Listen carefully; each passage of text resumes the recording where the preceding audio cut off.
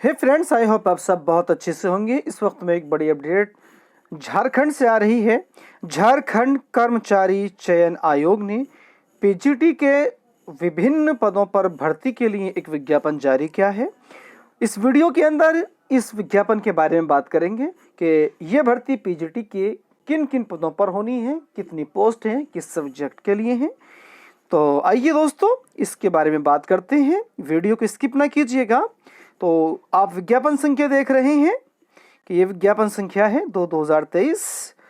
इस पर लिखा गया है कि स्नातकोत्तर प्रशिक्षित शिक्षक प्रतियोगिता 2023 नियमित भर्ती पीजीटी टीसीई 2023 रेगुलर वैकेंसी। तो ये स्थायी पोस्ट के लिए ये विज्ञापन जारी किया गया है। इससे ये बात यहाँ से क्लियर हो जाती है और इसके बारे में ये पूरी जानकारी यहाँ से दी गई है कि कार्मिक प्रशासनिक सुधार तथा राजभाषा विभाग झारखंड सरकार के पत्र संख्या 1608 दिनांक 17/3/2023 द्वारा अग्रसारित स्कूली शिक्षा एवं साक्षरता माध्यमिक शिक्षा निदेशालय विभाग के पत्रांक 836 दिनांक 16/3/2023 द्वारा संसूचित रिक्तियों के विरुद्ध नियुक्ति के लिए भारत के नागरिकों से विहित प्रपत्र में स्नातकोत्तर प्रशिक्षित शिक्षक प्रतियोगिता परीक्षा 2023 नियमित भर्ती के लिए ऑनलाइन आवेदन पत्र किए जाते हैं। तो यहां से एक बात ये क्लियर हो जाती है कि झारखंड की इस पीजीटी भर्ती के लिए पूरे भारत से कोई भी अभ्यर्थी अप्लाई कर सकता है। यहां पर ये कोई बाउंडेशन नहीं है कि झारखंड के अलावा कोई और अप्लाई नहीं कर सकता, बल्कि पूरे भारत से कोई भी कैंडिडेट यहां पर इसके लिए अप्लाई कर सकता है जो इस भर्ती के लिए योग्यता रखता है। और इस भर्ती के लिए ऑनलाइन आवेदन जो करना है वो वेबसाइट ये दी गई है www.jssc.nic.in पर। तो इसका लिंक आपको डिस्क्रिप्शन बॉक्स में भी मिल जाएगा, वहां से जाकर के आप इसके लिए आवेदन कर सकते हैं। अब बात करें अगर इस परीक्षा की इस फॉर्म का परीक्षा शुल्क क्या रखा गया है, तो ये रखा गया है 100 रुपये। परीक्षा शुल्क 100 रुपये है और इसमें भी छूट प्रदान की गई है। झारखंड राज्य के अनुसूचित जाति अनुसूचित जनजाति अभ्यर्थियों के लिए परीक्षा शुल्क 50 रुपये है। कार्मिक प्रशासनिक सुधार तथा झारखंड राजभाषा विभाग झारखंड रांची के पत्रांक 8559 दिनांक 23/10/2019 के आलोक में झारखंड राज्य के 40% अथवा इससे अधिक निष्ठता वाले दिव्यांग अभ्यर्थियों को परीक्षा शुल्क में छूट अनुमन्य है। तो जो 40% के आसपास या इससे अधिक विकलांग हैं तो उसको भी जो है छूट प्रदान की गई है। तो आइए दोस्तों, अब सीधे से हम अब बात करते हैं कि इसके लिए रिक्तियों की जो तादाद है वो किस तरह से है, किस सब्जेक्ट में कितनी पोस्ट यहाँ पर रखी गई है। तो रिक्तियों का विवरण कुछ इस तरह से है। सबसे पहले बात करते हैं यहाँ पर स्नातकोत्तर प्रशिक्षित शिक्षक जीव विज्ञान यानी कि पीजीटी बायोलॉजी से हम कहें तो सही होगा।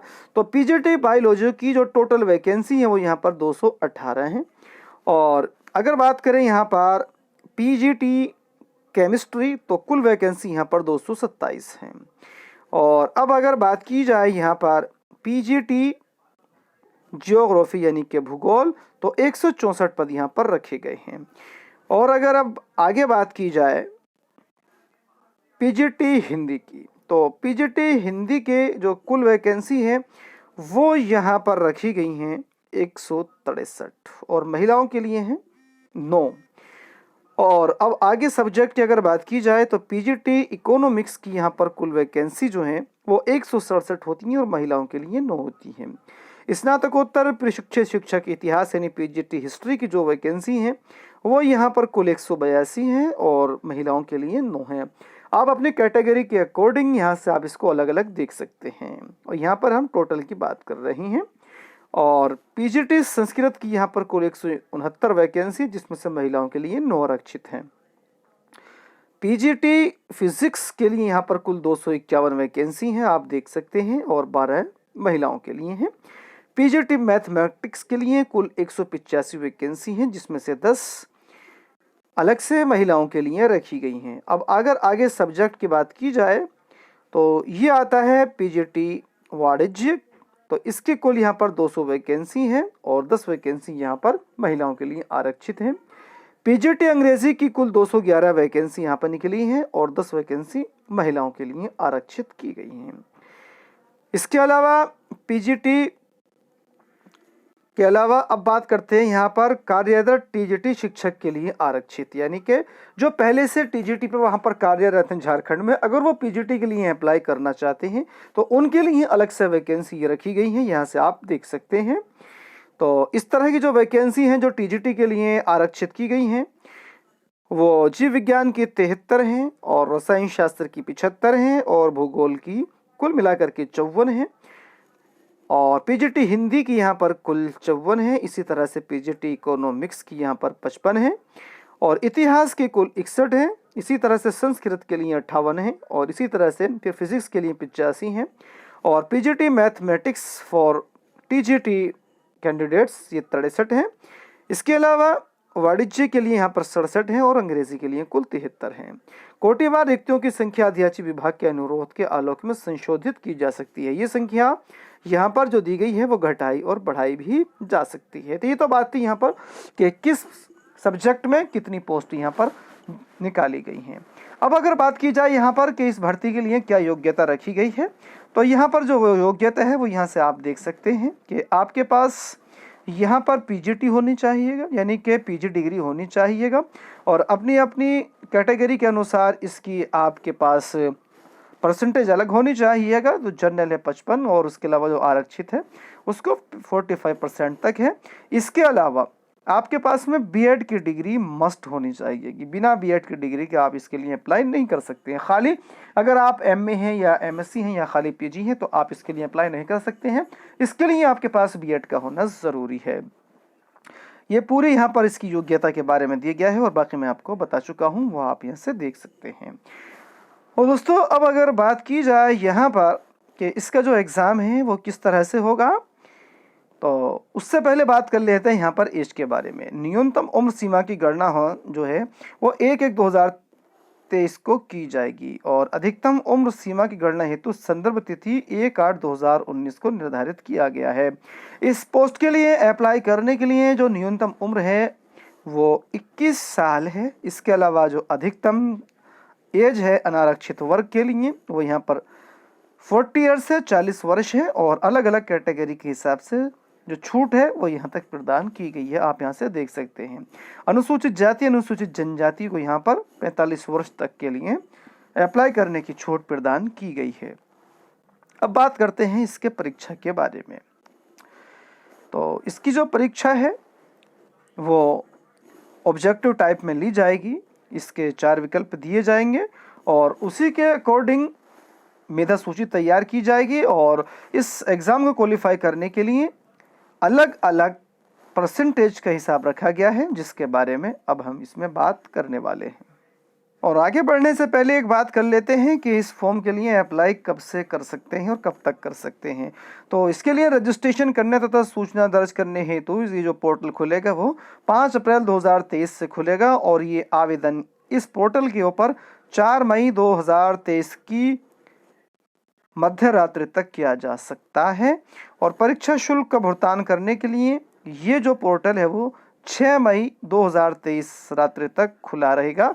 इसके अलावा फोटो एवं हस्ताक्षर अपलोड करने आवेदन पत्र का प्रिंट आउट लेने के लिए यह पोर्टल 8 मई 2023 तक कार्य करेगा। और आइए अब सीधे सीधे से हम चलते हैं इसके पेपर के स्वरूप के बारे में। तो परीक्षा का जो स्वरूप है वो आयोग द्वारा कंप्यूटर आधारित परीक्षा यानी कि सीबीटी परीक्षा ली जाएगी। ये जो परीक्षा होगी इसके लिए वो पूरी तरह से कंप्यूटर बेस्ड होगी। किसी विषय की परीक्षा यदि विभिन्न समूहों में लिया जाता है तो अभ्यर्थियों के प्राप्तांक का नॉर्मलाइजेशन किया जाएगा। कंप्यूटर आधारित परीक्षा के आधार पर अभ्यर्थियों की मेधा सूची उनके प्राप्तांक के नॉर्मलाइज्ड अंक के आधार पर तैयार किया जाएगा तथा परीक्षा पर प्रकाशन के पश्चात उन्हें नॉर्मलाइज्ड अंक ही दिया जाएगा। अब बात करते हैं परीक्षा का स्वरूप एवं पाठ्यक्रम। परीक्षा एक चरण यानी कि इसका जो पेपर होगा वो सिर्फ एक ही होगा। मुख्य परीक्षा सिर्फ एक ही ली जाएगी और यह बहुविकल्पीय होगी। इसमें 2 प्रश्न पत्र होंगे। प्रश्न पत्र 1 में एक प्रश्न जो है 1 नंबर का होगा और जो द्वितीय प्रश्न पत्र होगा उसमें एक प्रश्न 2 अंकों का होगा और इसके अंदर कोई भी निगेटिव मार्किंग नहीं होगी। और अब यहाँ पर दिया गया है कि मुख्य परीक्षा के लिए जो पाठ्यक्रम है वो यहाँ पर दिया गया है। सामान्य ज्ञान एवं हिंदी भाषा की जो परीक्षा जो कि प्रश्न पत्र 1 है वो 100 अंक का होगा। और जो आपका मुख्य विषय है, जो भी आपने पीजी किया है जिसके लिए अप्लाई कर रहे हैं, उस विषय की जो परीक्षा है वो 300 अंकों की होगी, यानी कि ये जो परीक्षा है कुल 400 अंकों की ली जाएगी। अब सामान्य ज्ञान एवं हिंदी भाषा का जो सिलेबस है वो आपके सामने आपकी स्क्रीन पर दिया गया है। आप यहाँ से इसको देख सकते हैं और इसके अनुरूप अपनी तैयारी कर सकते हैं। अब बात करते हैं कि मुख्य परीक्षा के आधार पर मेधा सूची का निर्धारण जो है वो कैसे होगा। प्रश्न पत्र 1 अहरक यानी क्वालिफाइंग प्रश्न पत्रों का जो प्रश्न पत्र 1 है जो कि सामान्य ज्ञान एवं हिंदी का है, इसमें सिर्फ और सिर्फ 33% यानी कि 33% अंक हासिल करना कंपलसरी है। जो अभ्यर्थी 33% अंक नहीं लाएंगे तो उनके जो सब्जेक्ट की जो OMR होगी उसका मूल्यांकन नहीं किया जाएगा। और प्रश्न पत्र 1 में स्नातक स्तर के प्रश्न पूछे जाएंगे। जो आपका प्रश्न पत्र 2 होगा यानी कि जो आपका सब्जेक्ट का पेपर होगा उसमें आपको कम से कम आगे मेरिट के लिए कम से कम 50% अंक लाने होंगे जनरल कैटेगरी के लिए, और अनुसूचित जाति अनुसूचित जनजाति के लिए यह क्राइटेरिया 45% रखा गया है। तो यह मेधा सूची स्नातकोत्तर प्रशिक्षित पद पर नियुक्ति पर का आधार होगी। प्रश्न पत्र 1 एवं प्रश्न पत्र 2 वस्तुनिष्ठ एवं बहुविकल्पीय होगा। तो इसको थोड़ा सा समझ लीजिएगा कि यह मेधा सूची स्नातकोत्तर प्रशिक्षित पद पर नियुक्ति के आधार बनेगी। तो इसका ख्याल कीजिएगा कि जो पहला प्रश्न पत्र है वो सिर्फ क्वालिफाइंग है, दूसरा जो है उसमें 50% नंबर लाने कंपलसरी हैं और इसी के अकॉर्डिंग आपकी फाइनल मेरिट तैयार की जाएगी। और आगे कहा गया है कि प्राप्त मेधा सूची के आधार पर अभ्यर्थियों के शैक्षणिक प्रशैक्षणिक जाति प्रमाण पत्रों की जांच करते हुए +2 विद्यालयों में स्नातकोत्तर प्रशिक्षित शिक्षकों के रिक्त पदों के विरुद्ध नियुक्ति एवं पदस्थापन हेतु नियमावली में गठित राज्य स्तरीय स्थापना समिति बनेगी। तो ये यहाँ पर इसका जो है बताया गया था कि इसका सिलेक्शन किस तरह से होगा। तो दोस्तों इसके जो सिलेबस है वो इसके आखिर में दिया गया है, एक नज़र उस पर डाल लेते हैं। आप अपने अपने सब्जेक्ट के हिसाब से अपने अपने विषय के हिसाब से अपना अपना सिलेबस देख सकते हैं। तो आइए अब हम थोड़ा सा एक नज़र सिलेबस पर डाल लेते हैं। तो यहाँ से ये सिलेबस शुरू हो जाता है। जैसे कि आप देख रहे हैं कि इंग्लिश लैंग्वेज का सिलेबस दिया गया है और यहाँ पर जो पाठ्यक्रम दिया गया है वो हिंदी एवं भाषा साहित्य का है, देख सकते हैं। और इसके बाद जो पूरे सब्जेक्ट दिए गए हैं उसका सिलेबस दिया गया है। इस नोटिफिकेशन को, इस एडवर्टिजमेंट को टेलीग्राम ग्रुप और व्हाट्सएप ग्रुप पर अपलोड कर दिया जाएगा, वहां से आप इसको डाउनलोड कर सकते हैं। तो दोस्तों इस वीडियो में इतना ही। वीडियो अच्छी लगे तो लाइक कीजिएगा, शेयर कीजिएगा, साथ ही साथ इसी तरह की दूसरी अपडेट्स पाने के लिए चैनल को सब्सक्राइब करना ना भूलिएगा। साथ ही साथ इससे रिलेटेड कोई भी आपकी कोई क्वेरी हो, कोई बात अगर पूछनी हो तब आप हमें डिस्क्रिप्शन बॉक्स में दिए गए नंबर पर कॉल करके पूछ सकते हैं। अगर आपको ये विज्ञापन चाहिए तो भी आप हमें व्हाट्सएप कर सकते हैं। तो दोस्तों मिलते हैं एक और नई वीडियो में, तब तक आप सबसे इजाज़त चाहते हैं। बहुत बहुत शुक्रिया, थैंक यू।